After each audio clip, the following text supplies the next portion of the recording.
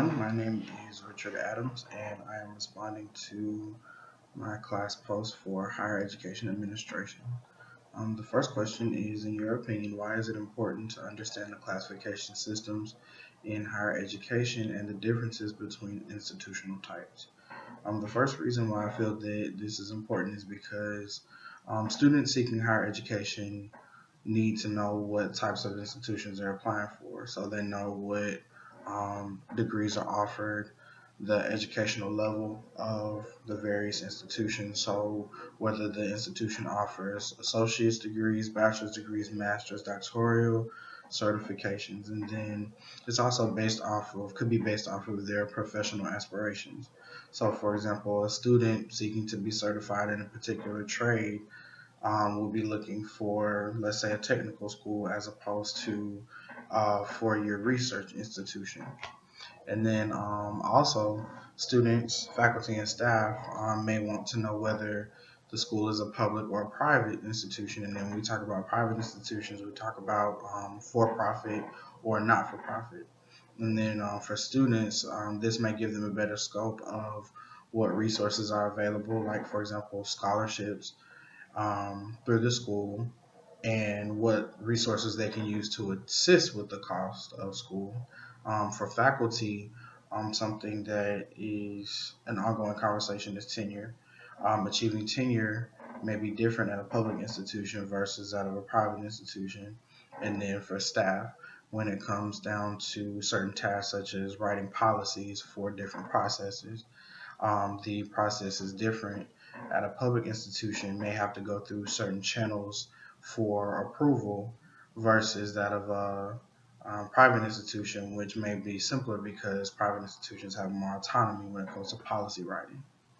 The second question is, how are institutions impacted depending on the differences you discussed in question number one? There are several things that I listed. Funding would be one. When it comes down to recruiting and admitting students, retention and graduation, particularly with a lot of state institutions, particularly here in Georgia, funding is now based on recruitment, retention, and graduation. And we're starting to lose a lot of our students to attrition in different aspects. Um, Budgets, how monies are allocated throughout the university. So, to what projects monies will be allocated to, resources, what types of monies are the university bringing in.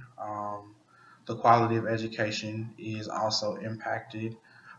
So, if you have an institution that brings larger amount of revenue, the university may be able to do more, particularly with programming, athletics, and so on and so forth.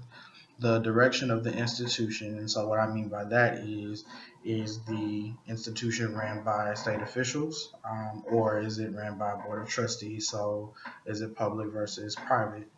Then student life, is the student life thriving? What's the campus involvement like? The morale of the student body, what types of services are offered.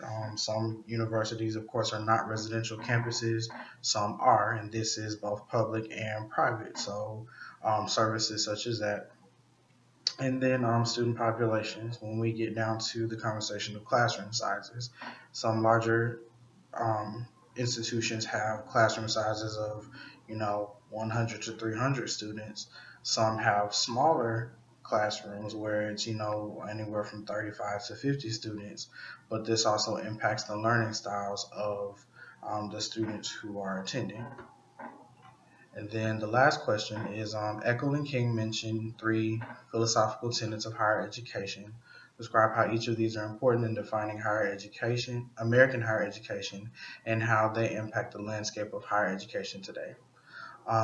The first one dealt with the ideas of a limited government and freedom of expression, as it pertains to protect the institution from levels of government control seen in most other countries. Why I feel this is important is because the level of government's involvement varies, of course, from state and private institutions, which means that the government does not have sole control and doesn't dictate how education um, occurs in people who are seeking education or are going to be educated. However, there is a level of involvement from the government to monitor the accountability measures in place to ensure that the resources are being used properly. The second one is the set of influences is capitalism and the belief that in the rationality of markets. American colleges and universities vie for students, faculty, and funding under the assumption that diversity and high quality are best achieved through competition rather than centralized planning. I feel like this is important because, well, the importance of this is the access to funds to attend colleges and universities. Years ago, many people were not afforded these opportunities to attend. So now money's and because of money was one of the biggest barriers. But now because of scholarships, grants, and student loans, people have the opportunity to seek higher education.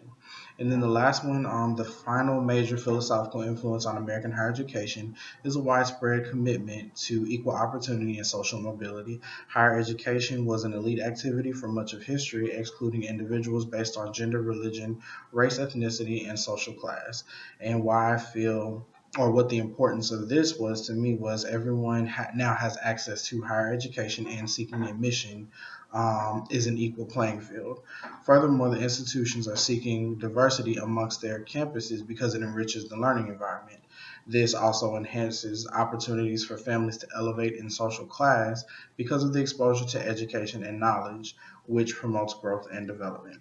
And finally, these impact the landscape of higher education because well, simply put, this is a very broad impact, which I believe is a great thing.